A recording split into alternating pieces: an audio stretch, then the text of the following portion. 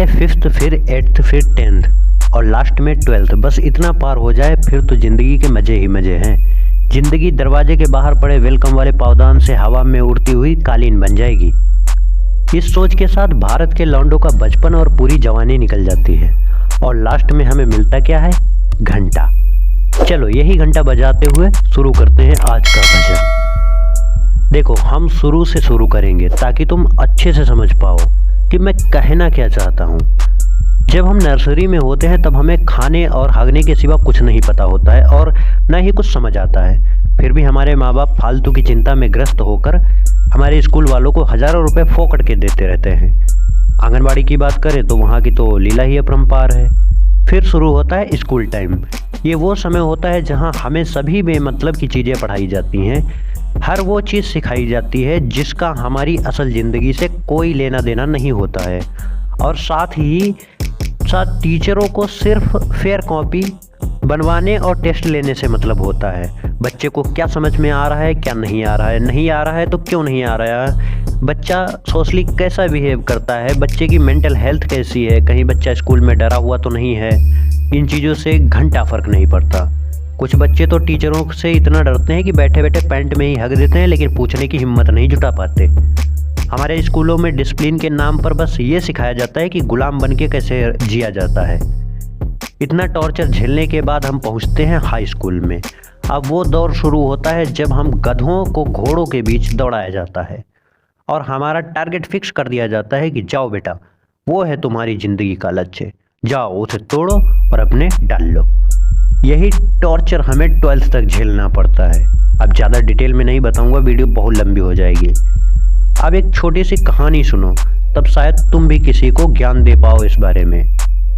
ये कहानी मिली थी व्हाट्सएप यूनिवर्सिटी में। जिसका लेखक कौन है कुछ नहीं पता, और भाई जिसने भी लिखी हो मैं आपसे माफ़ी चाहता हूँ। मुझे आपका नाम नहीं पता इसलिए क्रेडिट नहीं दे पा रहा हूँ, बट ये कहानी सुनाना ज़रूरी है और शायद आपने इसीलिए लिखी होगी कि ज़्यादा से ज़्यादा लोगों तक पहुँचे। हुआ कुछ यूं, जंगल के राजा शेर ने ऐलान कर दिया कि अब आज के बाद कोई अनपढ़ न रहेगा। हर पशु को अपना बच्चा स्कूल भेजना होगा। राजा साहब का स्कूल पढ़ा लिखा कर सबको शिक्षित बनाएगा। सभी बच्चे स्कूल चले गए। हाथी का बच्चा भी आया, शेर का भी आया, बंदर भी आया, मछली भी आई, खरगोश भी आया, कछुआ भी आया, ऊँट भी आया और जिराफ भी आया। पहले टर्म का एग्जाम हुआ तो हाथी का बच्चा फेल। किस विषय में फेल हो गया? पेड़ पर चढ़ने में फेल हो गया। अब क्या करें? ट्यूशन दिलवाओ, कोचिंग भेजो। अब हाथी की ज़िंदगी का एक ही मकसद था कि हमारे बच्चे को पेड़ पर चढ़ने में टॉप कराना है। किसी तरह साल बीता, फाइनल रिजल्ट आया तो हाथी, ऊँट, जिराफ सब फेल हो गए। बंदर की औलाद प्रथम आई। प्रिंसिपल ने बुलाकर मेडल दिया। बंदर ने उछल कूद के कलाबाजियाँ दिखाकर गुलाटियाँ मारकर खुशी का इजहार किया। उधर अपमानित महसूस कर रहे हाथी, ऊँट और जिराफ ने अपने बच्चे को कूट दिया। नालायक को, इतने महंगे स्कूल में पढ़ाते हैं तुमको, ट्यूशन कोचिंग सब लगवाए हैं, फिर भी आज तुम पेड़ पे नहीं चढ़ पाए। सीखो बंदर के बच्चे से, पढ़ाई पर ध्यान दो। फेल हालांकि मछली भी हुई थी। बेशक तैरने में प्रथम आई थी पर बाकी विषय में तो फेल ही थी। प्रिंसिपल बोली, आपकी बेटी के साथ अटेंडेंस की दिक्कत है। मछली ने बेटी को आंख दिखाई। बेटी ने समझाने की कोशिश की, माँ मेरा दम घुटता है इस स्कूल में, मुझे सांस ही नहीं आती, मुझे नहीं पढ़ना है इस स्कूल में। हमारा स्कूल तो तालाब में होना चाहिए ना, ये राजा का स्कूल है। तालाब वाले स्कूल में भेजकर मुझे अपनी बेइज्जती करनी है? समाज में कुछ इज्जत है मेरी? तुमको इसी स्कूल में पढ़ना होगा, पढ़ाई पर ध्यान दो, मछली ने कहा। हाथी, ऊँट और जिराफ अपने अपने फेलियर बच्चों को पीटते हुए ले जा रहे थे। रास्ते में बूढ़े बरगद ने पूछा, क्यों पीट रहे हो भाई बच्चों को? जिराफ बोला, पेड़ पर चढ़ने में फेल हो गए। बूढ़ा बरगद तो सबसे पते की बात बोला, पर इन्हें पेड़ पर चढ़ाना ही क्यों है? उसने हाथी से कहा, अपनी सूंड उठाओ और सबसे ऊंचा फल तोड़ लो। जिराफ, तुम अपनी लंबी गर्दन उठाओ और सबसे ऊंचा फल और पत्ते तोड़ लो। ऊँट भी गर्दन लंबी करके फल पत्ते खा सकता है। हाथी के बच्चे को क्यों चढ़ाना है पेड़ पर? मछली को तालाब में ही सीखने दो ना। दुर्भाग्य से आज स्कूली शिक्षा का पूरा सिस्टम और सिलेबस सिर्फ बंदर के बच्चे के लिए ही डिज़ाइन किया गया है। इस स्कूल में 35 बच्चों की क्लास में सिर्फ बंदर ही प्रथम आएगा, बाकी सबको फेल होना ही है।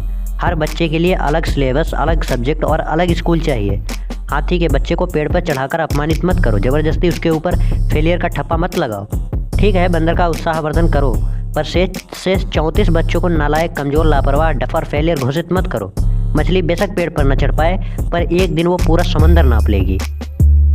अपने बच्चों की क्षमताओं व प्रतिभा की कद्र करें, चाहे वह पढ़ाई, खेल, नाच गाने, कला, अभिनय, बिजनेस, खेती, बागवानी, मैकेनिकली किसी भी क्षेत्र में हो, और उन्हें उसी दिशा में अच्छा करने दीजिए। जरूरी नहीं कि सभी बच्चे पढ़ने में ही अव्वल हों, बस ज़रूरत है उनमें अच्छे संस्कार व नैतिक मूल्यों की, जिससे बच्चे गलत रास्ते ना चुनें।